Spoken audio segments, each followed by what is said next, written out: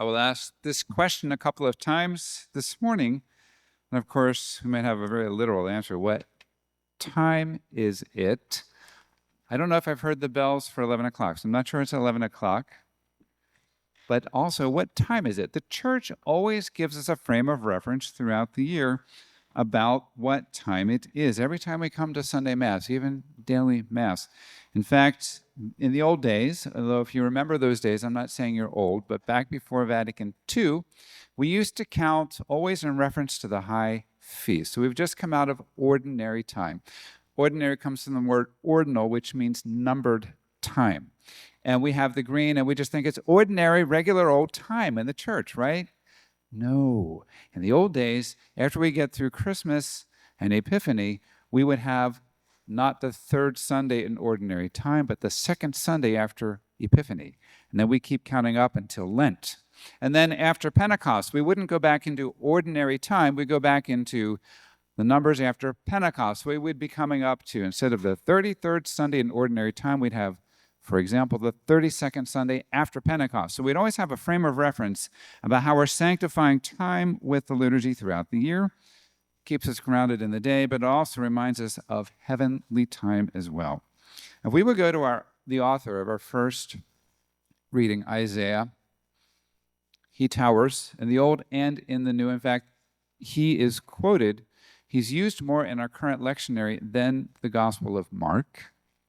And after the Psalms, he is the second most quoted of the Old Testament in the New. He is a towering figure. We would say, Isaiah, what time is it? He would say, well, let's talk about this. It's been maybe 500 years since King David. And when David ruled, it was a glorious day. And then his son Solomon built this wonderful temple we have here in Jerusalem.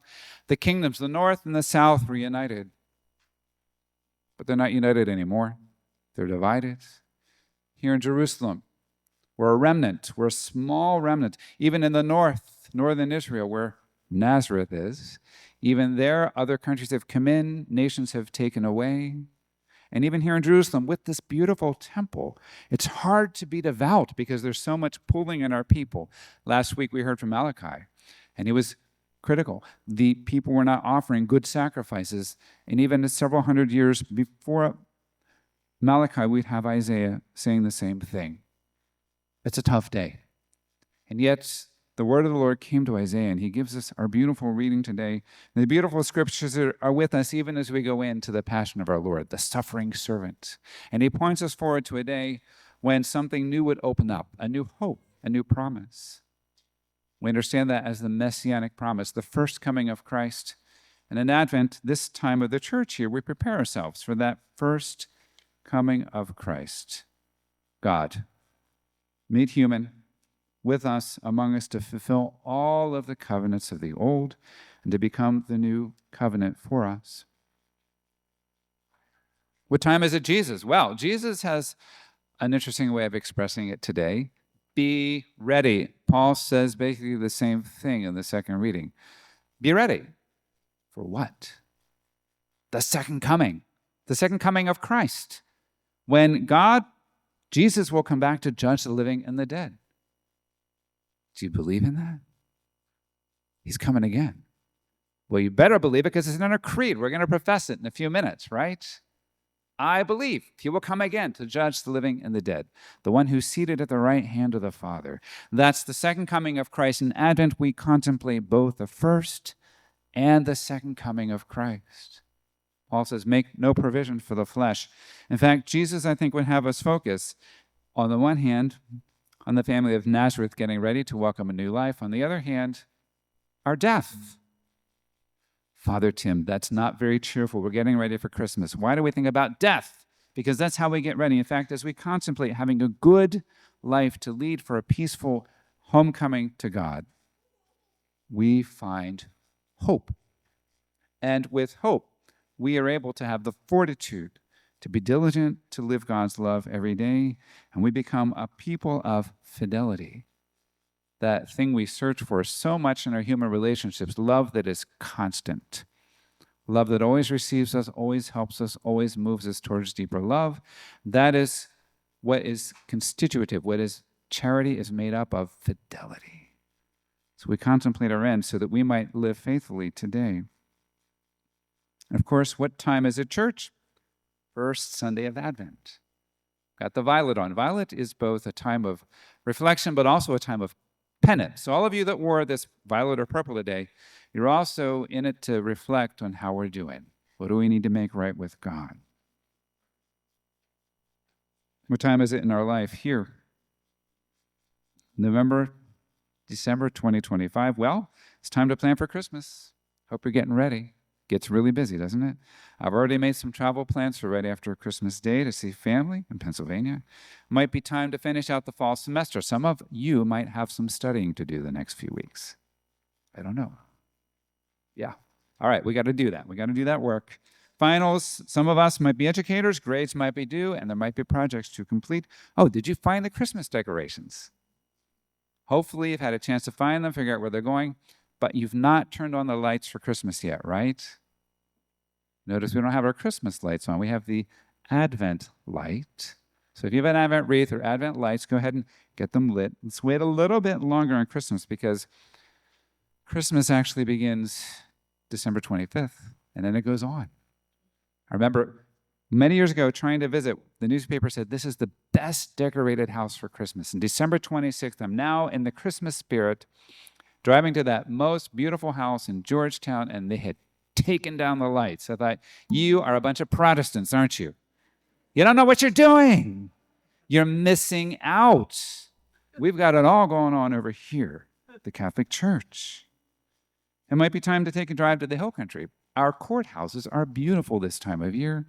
Our seats of county government. Look and see how beautiful Texas look, historic Texas. Of course, time for party celebrations, a lot to do.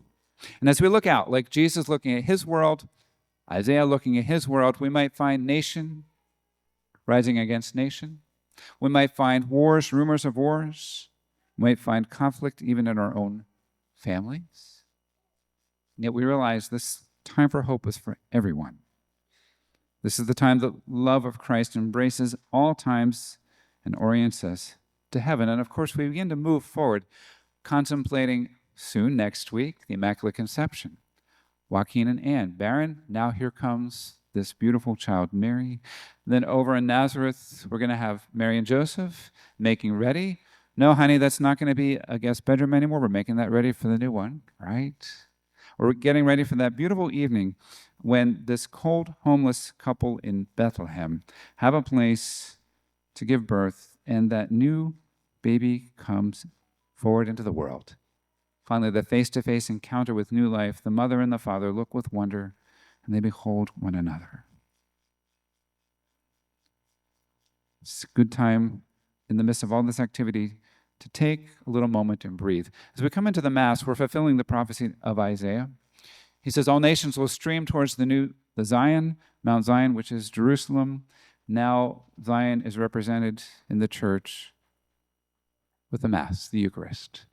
That prophecy is already fulfilled, and we continue our sense of expectation. I encourage you, even in the midst of all this activity, breathe a little bit. Take time. Maybe you have an Advent wreath at home. Light it up every day. Pray with it with your family. Are there family traditions that you remember that you've forgotten about? Maybe it's time to get back to one of those together as family.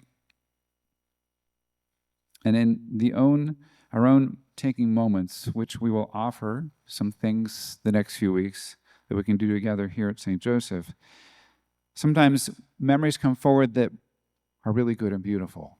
We can share those. Other times there might be memories that are hard and difficult. Advent is also the time as we take stock to let God's love come in, permeate, lift up, and heal those memories as well. Jesus is on the way. Through prayer and penance, through small acts of self-denial each day, we can make more room for the Christ child and his cold, homeless family the night he is born. Jesus is on the way. The risen Lord comes again to judge the living and the dead. Are you ready today for his coming? If not, prepare the way by mending your ways. What time is it? It is the first Sunday at Advent, a beautiful, blessed, and holy time to be right where we are.